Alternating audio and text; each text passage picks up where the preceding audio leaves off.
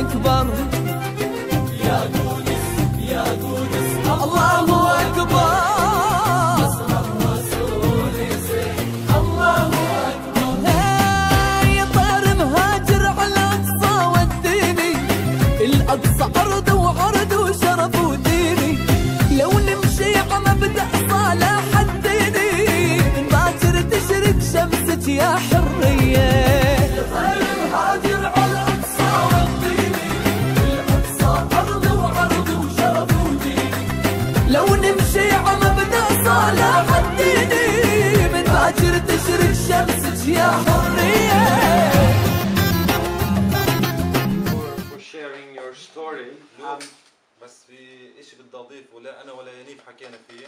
I just want to add one more thing that not me and Darmin or Yaniv spoke about it. دول أوروبا وأمريكا بالتحديد الدعم والأموال اللي هي بتوديها لإسرائيل. The European countries and especially America, they send the USA, they send a lot of money to Israel. هاي أموال كلها بتروح لهدم البيوت لقتل الأطفال ولقتل الناس. This money of support, it goes all to destroying houses, killing people and killing kids. احنا كشعب فلسطيني احنا يعني بنطلب من دول اوروبا وخاصة امريكا. We as Palestinians we ask the Europeans and especially the USA. هو لازم يكون واجب عليهم وقف الدعم لإسرائيل. And it's a part of your obligation to stop the financial support and the support to Israel. مقاطعة دولة إسرائيل ينيف دكاء ولازم أخرى كمان قاطع دولة إسرائيل. Translation ريما. I ask you not to translate. We didn't agree about this. No, wait a minute. Wait a minute.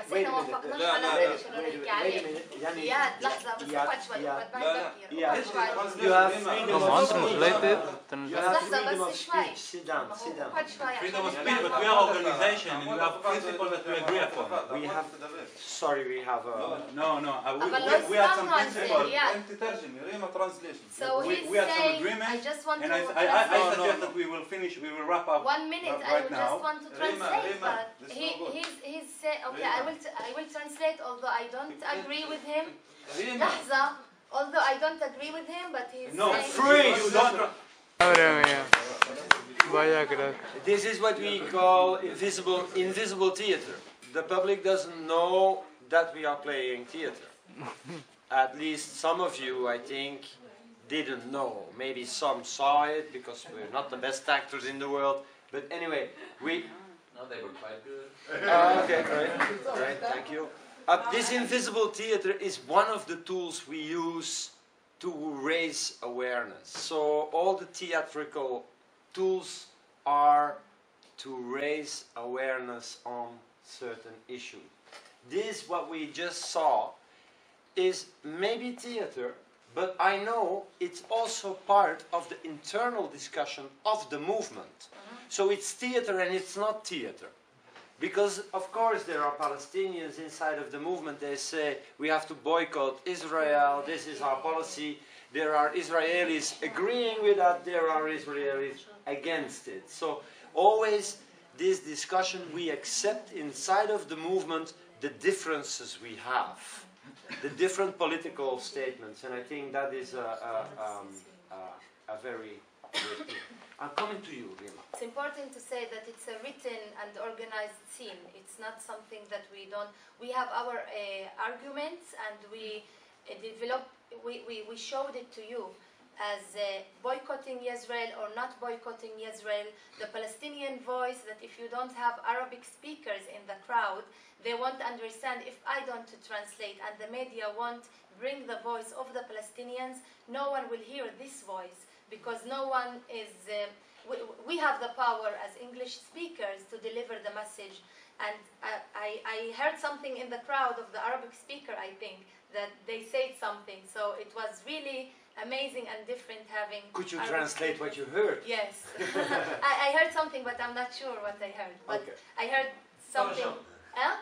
We said he has the right to speak. Yeah. You know, even you also have the right to speak. Yes. But I took this position of not delivering the Palestinian voice at the moment, and it's something also that we need also to look at it. So Yeah.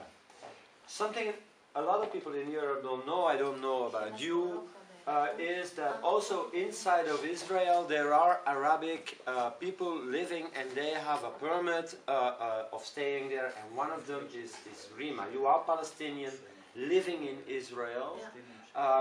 Could you emphasize on your position inside of Israel? And yeah. So, hello everyone. Now I'm taking the rest of not translating. I should say that Iyad, allow me to say it, but Iyad, because he spent a lot of years in the Israeli jails, so he actually speaks Hebrew as well.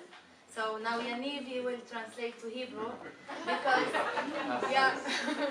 So this is the reality when your prisoner, he's speaking a different language, you need to speak his language as well. So my name is Rima, I'm 29 years old. I live in a city called, I was born in a city called al-Fahm.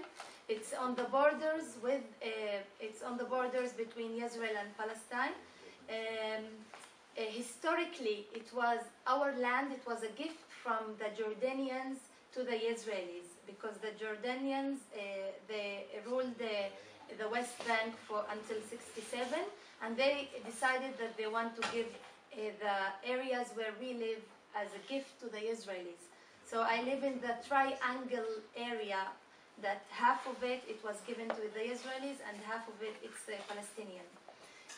My grandfather, his name is Muhammad, and he was born in Megiddo, which is Lajon. We call it Lajon, but now it's called Megiddo. Megiddo is the Hebrew name of the Palestinian displaced village of Lajon, and they ran away, but he was a kid, so his parents couldn't run away with him far away in the war, and then they went to be located in al-Fahm, which is the biggest, closest village to Lajon, Megiddo today. But his other member of the family, they went to save the lands and to run away to Taibe, which is Palestine today, and to Jordan, to also have asylum seek over there.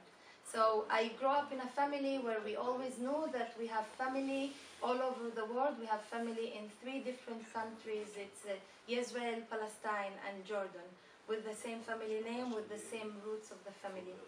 I was grown up in a family that they really nationalist, and they lied to me until, I call it lying, until the age of 17, because until the age of 17 we studied in private schools that our parents supported it financially, and that's why we had only the Palestinian flag on the school.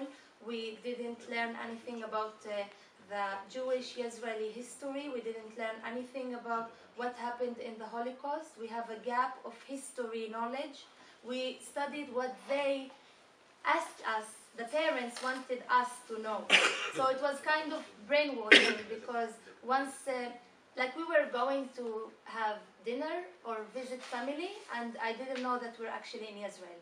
I was going through ways of roads to Palestine, and all the time I asked my father, what is this flag? And he's saying, it's the flag of the enemies of Israel. And why the flag is here? He said, it will go down soon. So we actually lived in Israel, but I didn't know that I live in Israel until the age of 17, which is really late age, because they closed our school, and then I was supposed to go to study in the governmental schools. And the first time I remember seeing the Israeli flag on the school, and I was really shocked. And then I started to have the trust, because they didn't want me to study in Israeli universities, because they know how it's hard to be Arab inside of the Israeli system. And the Israeli Jewish system, because I'm Arab, I'm Muslim, it's not easy to be part of something that you don't belong to it. And then, And then in the university, I met Tunisian tripartite. Yeah, from Tripoli, Libya in English. So I met a girl from Libya, and I started to talk to her in Arabic, and she was like, "Are you talking to me in Arab?" And I said, "You don't speak Arabic?" And she said, "No, I'm Jewish." And then it was a minute of thinking, like, "Oh my God, we look the same. Like you look Arab, you're Arab. Why you don't? You're in ignorance of you being Arab as a Jew." And then I started to study history by myself, and studying history and studying about the Holocaust. I don't compare between the Holocaust and between the Nakba, the disaster of the Palestinians, but it was a lot of similarity between the stories of my grandfather, of my parents, of my family, and a lot of similarity, the same empathy I had toward the stories of the Holocaust and the people and what happened over there. And since then I took a decision that I really want to deliver the story of what happened, what is how the brain of the Jewish people works and why they're afraid all the time, and how it's the education in the Jewish school system that makes you afraid from the age of 5, once you're in school, the first grade, because this is what happened to me, and this is what's happening until today.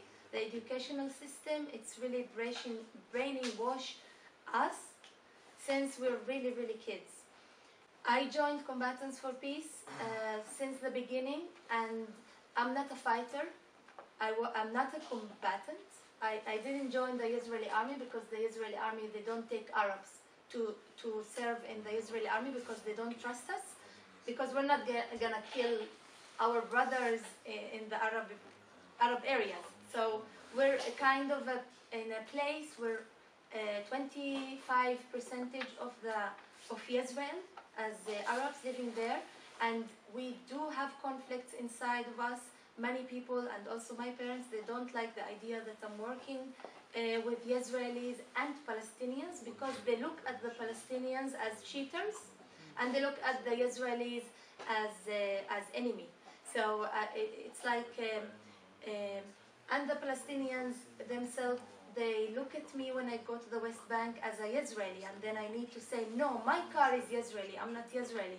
And when I'm in Israel, they look at me as Palestinian Arab, Muslim girl, and then I say, I'm not only Arab, I'm also me, and I'm also Israeli. So we're kind of in the middle of all the situation. And I will end by saying that I'm really proud of being part of Combatants for Peace. I believe that we're making the change on the ground by our activities, and I think that the one who will bring peace, it will be us, Palestinians living in Israel, because we speak the language, we know the culture in both sides, and until now we're the bridge that separate and connect, and actually people walk on you and no one cares about you. So this is our situation right now, but one day we will bring the change. So it's a little bit about myself.